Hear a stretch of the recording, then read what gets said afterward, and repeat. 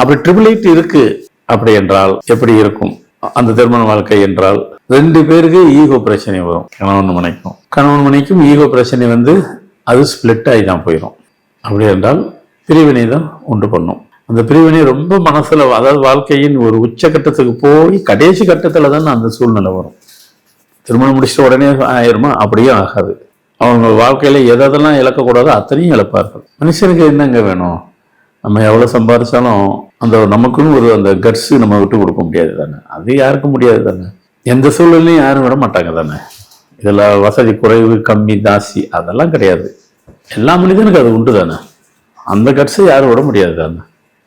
ஆனா உங்க ட்ரிபிள் எயிட்ல இருந்ததுன்னா 2 பேருமே அதே தான் சொல்லுவீங்க. அதுதான் இருக்கிறது. அந்த கணவனும் என் கட்ஸை நான் விடுற மாதிரி இருக்கு, அந்த மனைவியும் என் கட்ஸை விடுற மாதிரி இருக்கு. அதுதான் ஈகோங்கிறது. உன் வேலையை நீ பாரு, என் வேலையை நான் பாக்குறேன்னு முடிவுக்கு வந்துடுவாங்க.